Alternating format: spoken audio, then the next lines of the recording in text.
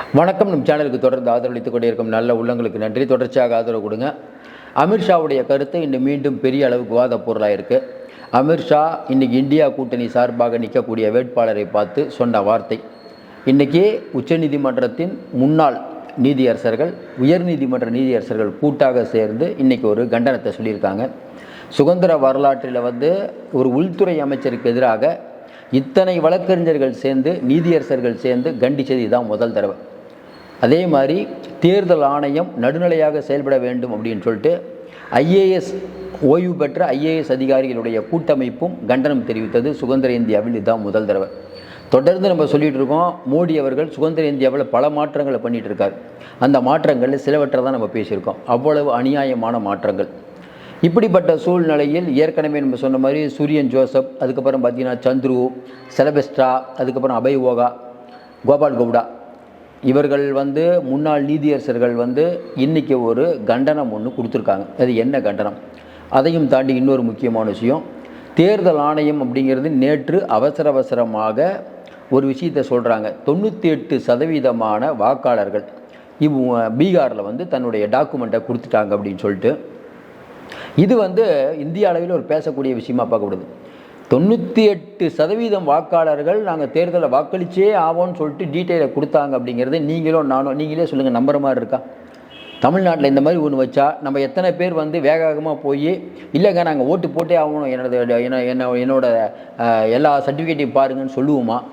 ஓட்டு போடைய சதவீதம் எவ்வளோ? அப்போ 98% மக்கள் போய் எங்ககிட்ட டீட்டெயில் கொடுத்துட்டாங்க அப்படின்னு சொல்கிறது எப்படி நம்ப முடியும்? இது நம்ம ஏற்புடையதாகவே இல்லை, இதை விசாரிக்க வேண்டும் அப்படின்னு இன்றைக்கி பல கட்சிகள் சொல்லிகிட்டு இருக்கக்கூடிய சூழ்நிலையில் அடுத்து நடக்கப் போகுது என்ன, அதை பற்றி தான் பார்க்க போகிறோம். அமித்ஷா அவர்கள் நக்சல் அப்படிங்கிறத பற்றி பேசும்போது ஏற்கனவே உச்சநீதிமன்றத்தில் எப்பயுமே உச்சநீதிமன்றம் இங்கே இருக்கக்கூடிய ஒன்றிய அரசு ஒவ்வொன்றும் ஒவ்வொரு அதிகாரமிக்கவை.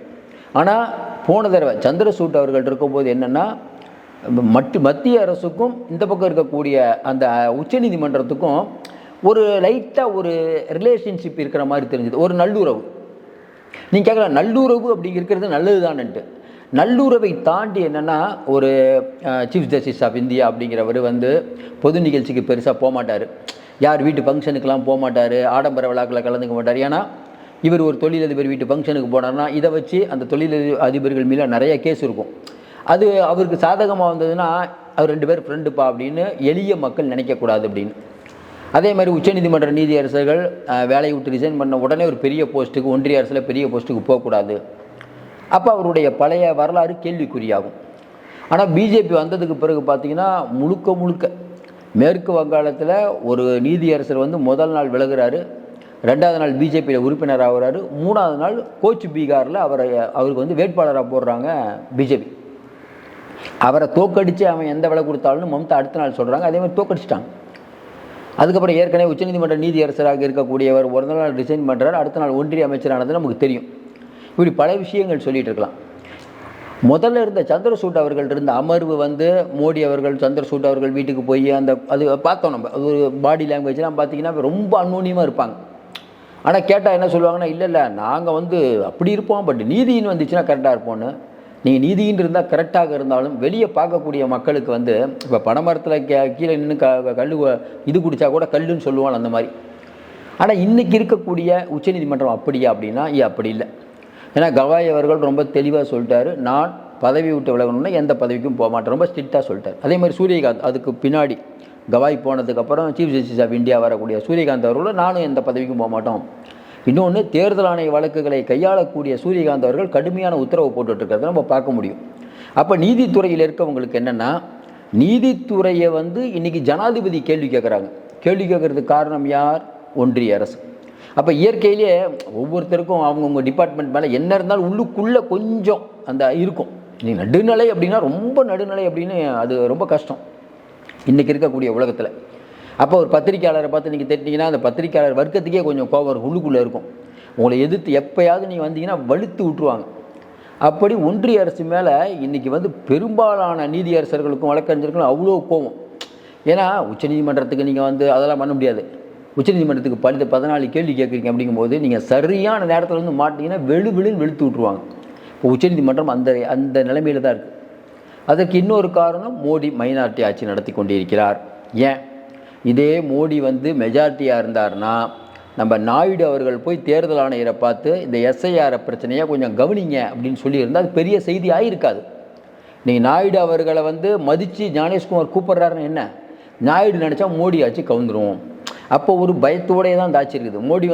மோடி மட்டுமே நினச்சா முடியுமானா முடியாது. இன்றைக்கி நாயுடு கேட்கணும், நிதிஷ் கேட்கணும், நிறையா விஷயம் இருக்குது. நிறையா விஷயங்களில் மோடி அமுங்கி போகிறதுக்கு காரணம் என்னென்னா, இப்போ இங்கே ரெய்டு கூட திமுக மேலே ரைடு விடுறது ஏன் யோசிச்சு விட்றாரு.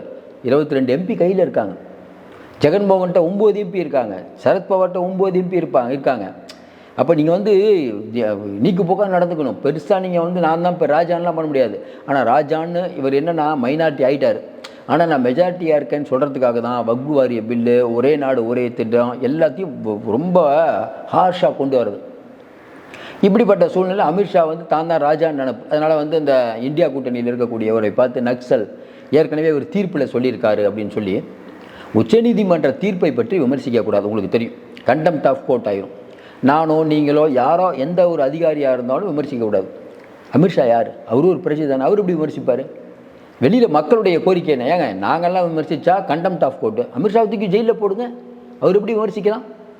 எப்போயோ ஒரு நீதி கொடுத்துருக்காரு, அது எப்படி நக்சல்னு நீங்கள் அந்த வார்த்தையை சொல்லலாம்? நீங்கள் எவ்வளோ என்ன வார்த்தை பாருங்கள். எப்போ பார்த்தாலும் பிஜேபி எப்பயுமே யாராவது ஒருத்தர் அவங்க பிடிக்கலன்னா அவர் வந்து இஸ்லாமிய தீவிரவாதி, இது அவங்களுடைய பேர்லாம் வச்சுருப்பாங்க. இஸ்லாமிய தீவிரவாதி, ஆன்டி இந்தியன், தேசத்துக்கு எதிரானவர். இப்போ சொல்கிறார்ல கிரண்ராஜ் சொல்கிறார், ராகுல் காந்தி தேசத்துக்கு எதிரான சக்திகளுடன் இணைக்கி இருக்கிறார். என்னங்க தேசத்துக்கு எதிராக என்னங்க பேசிட்டாருன்னா தேர்தல் ஆணையத்தை குறை சொல்லிட்டாராம். ஊர் ஃபுல்லாக தேர்தல் ஆணையத்தை குறை சொல்லுது. எந்த ஊரில் இருக்கீங்க நீங்கள்? வெளியில் போய் மக்களை கேளுங்க, கேவலமாக திட்டுறாங்க. தேர்தல் ஆணையத்தை பற்றி மக்கள்கிட்ட கேளுங்க. உண்மையிலே சொல்கிறதுக்கே அவ்வளோ வெறுப்பாக இருக்குதுங்க. தேர்தல் ஆணையத்தை பற்றி வெளியில் மக்கள்கிட்ட கேளுங்க. தேர்தல் ஆணையத்துக்கு இடியை இறக்கிய உச்சநீதிமன்றம் மக்கள் மகிழ்ச்சி அடைகிறாங்க. தேர்தல் ஆணையத்தை வந்து இல்லை சூப்பரான அமைப்பு, உங்களுடைய மிஷின்லாம் சூப்பர் அப்படின்னு உச்சநீதிமன்றம் சொன்னால் மக்கள் என்னங்க உச்சநீதிமன்றம் இப்படி பண்ணுது கேட்குறாங்களா இல்லை? வெளியில் மக்களை கேளுங்க. அது தெரியாமல் கிரண்ராஜ் எப்படி பேசுகிறாரு. ராகுல் காந்தி என்னமோ இன்னும் கொஞ்ச நாள் போனால் ஏற்கனவே சொல்லிட்டாங்க, ராகுல் காந்தி வெளிநாட்டுக்காரரு, அவர் வெளிநாட்டுக்கு அனுப்பணும். அதுக்கப்புறம் பார்த்தீங்கன்னா தேச விரோத சக்திகளுடன் அவர் தொடர்பில் இருக்கார். பாகிஸ்தானில் இருக்கக்கூடியவங்க ராகுல் ஜெயிச்சா பட்டாசு வெடித்து கொண்டாடுவாங்க. இதெல்லாம் வந்து கடந்த காலங்களில் மோடி அமித்ஷா பேசிய வாசகங்கள். இப்போவும் கூட சொல்கிறோம், சூரியன் ஜோசப் ஆகட்டும், அதுக்கப்புறம் பார்த்தீங்கன்னா சந்துரு ஆகட்டும், செலமன்ஸ்ரா ஆகட்டும், அபய் ஓகா ஆகட்டும், கோபால் கவுடா, இவர்கள் உள்ளடக்கிய 10 நீதியரசர்கள் சொல்கிறது என்ன? ஏற்கனவே இந்த நீதிமன்ற விஷயத்தை எப்படி இவர் நக்சல்னு வார்த்தையை சொல்கிறீங்க? இது அடுத்த கட்டமாக என்ன தெரியுமாவும்? இப்போ என்ன பார்த்துட்ருக்காங்க, ஒரு கொஞ்சம் கர்டசி பார்க்குறாங்க. இப்போ யாராவது பொதுநல வழக்கு போடுவாங்க. என்னங்க உச்சநீதிமன்றத்தில் ஏற்கனவே ஒரு நீதியரசர் வந்து ஒரு தீர்ப்பை கொடுத்துட்டாரு. அவர் ரிட்டையர்ட் ஆகி வேற ஒரு எலெக்ஷனில் நிற்கும் போது அந்த தீர்ப்பை மேற்கோள் காட்டி அவரை நக்சல்னு கூப்பிடுவது கண்டெம்ட் ஆஃப் கோர்ட்டு, உள்ளத்துக்கு போடணும். அமித்ஷாவுடைய பதவி பறிக்கணும். சொல்லுவாங்களா மாட்டாங்களா? இது வந்து ஆனால் என்னென்னா அமித்ஷா நினைக்கிறார், நம்மகிட்ட தான் ஆளுங்க இருக்காங்க பார்த்துக்கலாம் சார். எல்லா நேரத்துலையும் எல்லா இடத்துலையும் உங்களை எல்லாமே காப்பாற்றாது. அது ஒரு புரிஞ்சுக்காமல் பேசிகிட்டு இருக்கார். தொடர்ந்து நம்ம சொல்கிற மாதிரி தான், தேர்தல் ஆணையம் நீங்கள் எஸ்ஐஆர் அமுல்படுத்துங்க, என்ன வேணால் பண்ணுங்கள், நீங்கள் ஒரு கணக்கில் பண்ணிகிட்ருக்கீங்க. ஆனால் கணக்கு அப்படி இல்லை. ஏன் தெரியுமா? இன்றைக்கி ராகுல் காந்தியோடைய அந்த நடைப்பயணம் பெரிய அளவுக்கான எஃபெக்ட் இருக்குது. நீங்கள் பீகாரில் யார் வேணால் கேளுங்க, பீகாரில் வரக்கூடிய பத்திரிகைகள் எல்லாமே காங்கிரஸ் ஆஃபீஸில் இவ்வளோ கூட்டமாக ஃபோட்டோ போட்டிருக்காங்க. காங்கிரஸ் ஆஃபீஸில் இவ்வளோ கூட்டமாக. ஏன்னா பல மாவட்டத்தில் வந்து காங்கிரஸுக்கு ஆளே இல்லை, எது நிர்வாகிகளே இல்லை, மக்கள் ஓட்டு போட தயாராக இருக்காங்க. காங்கிரஸ் நடைப்பயணம் போகிற இடத்துலலாம் பார்த்தீங்கன்னா அந்த காங்கிரஸ் ஆஃபீஸில் காலையிலேருந்தே கூட்டமாக. ஏன்னா மக்கள் ராகுல் காந்தியில் போகணும் கீவணும், மக்கள் வராங்க, ராகுல் காந்தி பேச கேட்குறாங்க. இப்போ வெளியில் இந்த டாபிக் என்ன பாருங்கள், இப்போ பீகாரில் என்ன டாப்பிக்கு, சிராக் பாஸ்வான் சீக்கிரம் கல்யாணம் பண்ணணும்னு தேஜஸ்வி சொல்கிறாரு. உடனே பக்கத்தில் இருந்த ராகுல் வந்து ஐயோ நானும் கல்யாணம் பண்ணிக்கிறேன். இது ஒரு காமெடி கண்டென்ட் மாதிரி போகுது. பார்க்கக்கூடிய மக்கள் டெய்லி ராகுல் காந்தி தேஜஸ்வி யாதவ் பேரை கேட்டுக்கிட்டே இருக்காங்க.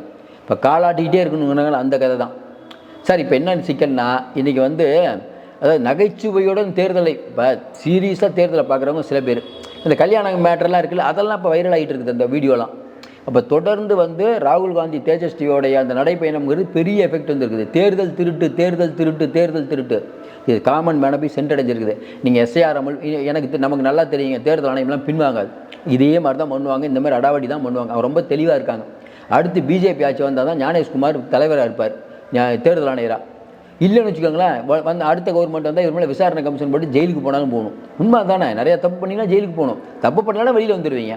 ஆனால் பண்ணக்கூடிய விஷயம்லாம் பார்த்தா ரொம்ப அதிரடியான விஷயங்கள் பண்ணுறாங்க. பிரதான எதிர்க்கட்சி மேலேயே குறை சொல்கிறாரு. இதெல்லாம் வச்சு பார்க்கும்போது என்ன தோணுது? அப்போ இவர்களுக்கு ஒரு கலக்கம் வந்து தேர்தல் ஆணையருக்கு ஒரு கலக்கம் வருமா வராதா? அப்போ என்ன நினைப்பாங்க? எப்படியாவது பிஜேபி ஆட்சியை கொண்டு வரணும். பிஜேபி ஆட்சி கொண்டு வந்தால் நாடு எப்படி இருக்குங்கிறதெல்லாம் தாண்டி பிஜேபி வந்தால் பொருளாதாரம் கெட்டு போயிடும், நிதிஷ் வந்தால் அப்படி போகணும், இதெல்லாம் ஒன்றும் வேணாம். ஐயா தேர்தலை திருட்டுறாரு, இவர் தேர்தலை திருட்டு வாக்கு போடுறாரு, எல்லாரும் போய் ஓட்டு போடுங்க, நீங்கள் ஓட்டு போட்டிங்கன்னா தான் இந்த தடவை மோடிக்கு ஒரு பெரிய இடியை இறக்க முடியும் அப்படின்னு அவர் சொல்கிறது ஒன்று. ஏற்கனவே தொடர்ந்து 3 தடவையாக வந்து நிதிஷ்குமார் ஆள்றாரு, பல்டி குமார்னு பேர் வந்துருச்சு. இதையெல்லாம் தாண்டி கண்டிப்பாக பீகார் மக்கள் இவர்களை வாக்களிக்க மாட்டார்கள். இது ரொம்ப முக்கியமான விஷயம். நீங்கள் பீகார்லேருந்து வர கருத்து கணிப்பும் அதுதான் சொல்லுது. பிஜேபி எங்கெங்கெல்லாம் ஸ்ட்ராங்காக இருக்கோ அங்கெல்லாம் காங்கிரஸ் இன்றைக்கி வலுப்பெற்று கொண்டு இருக்கிறது. சிராக் பாஸ்வானை சரியாக குறி வைக்கிறாரு தேஜஸ்வி. என்னுடைய நண்பர்னு காலையில் சொன்ன எங்கள் அண்ணன் சொல்லிட்டார் பாருங்க. சிராக் பாஸ்வானுக்கும் நிதிஷ்க்கும் சண்டை. கரெக்டாக சிராக் பாஸ்வானும் ரொம்ப நல்லவர்னு தேஜஸ்வி சொல்கிறார். இதுதான் அரசியல். இப்போ இயற்கையிலே சிராக் பாஸ்வான் ஏற்கனவே பட்டியலின மக்கள் காங்கிரஸை நோக்கி வர ஆரம்பிச்சிட்டாங்க. தேஜஸ்விக்கு ஓட்டு போட தயாராகிவிட்டார்கள். அதனால் இன்றைக்கி அமித்ஷாவுடைய பேச்சு இன்றைக்கி சமூக ஊடகங்களில் ரொம்ப பிரபலமாக போயிட்டு இருக்குது. மறுபடியும் நம்ம சொல்கிறோம், இப்படி ஒரு மோசமான பேச்சை ஒரு உள்துறை அமைச்சர் சொல்கிறாருன்னு நம்ம வேதனையே பட வேணாம். ஏற்கனவே நாட்டினுடைய பிரதமர் தாலியை அறுத்து இஸ்லாமியர்கள் கொடுத்துருவாங்க, இது காங்கிரஸுடைய தேர்தல் அறிக்கை முஸ்லீம் லீக் தேர்தல் அறிக்கைமாக இருக்குன்னு இதை விட கேவலமான பிரைம் மினிஸ்டரே பேசிட்டார். இவருடைய தரம் அவ்வளவு தான். இவர்கள்ட்ட வந்து நம்ம நிறைய பொய் சொல்லுவாங்க. நேரு அவர்கள் தான் வந்து காஷ்மீர் பிரச்சனைக்கே காரணம். அதாவது இந்தியாவை நவீன சிற்பியாக வடிவமைத்த ஜவஹர்லால் நேரு அவர்களை பற்றி இவர்கள் என்ன அளவுக்கு நம்ம வாய் கூசக்கூடிய பேச்செல்லாம் பேசினாங்கிறது தெரியும். மக்கள் பார்த்துட்டு இருக்காங்க. சார் நீங்கள் மேலே ஏறிட்டீங்க, அமித்ஷா அன்றைக்கி எல்லாம் நாடாளுமன்றத்தில் கத்துறதை பார்த்தா ரொம்ப வியப்பாகுது. ஏன் இவ்வளோ டென்ஷன் ஆகுறாரு? வயசுக்கு ஏற்றவங்க ரொம்ப டென்ஷன் ஆகுறாரு. அதையும் தாண்டி நம்ம என்ன கேட்குறோம், அமித்ஷா அவர்கள் இதே போஸ்ட்டில் ரொம்ப நாள் இருப்பாரா? காலம் மாறும்ல. இந்த அதிகார மமதை அப்படிங்கிறது அவங்க கண்ணுக்கு தெரியுது. அதிகார மமதையில் ஆடியவர்கள் எங்கே போனார்கள்ன்றது நாட்டில் நம்ம பார்த்துக்கிட்டே இருக்கோம். அதனால் தொடர்ந்து ஆதரவு கொடுங்க. நிறைய அண்மை தகவல் கொடுத்துட்ருக்கோம். மீண்டும் சந்திப்போம். நன்றி, வணக்கம்.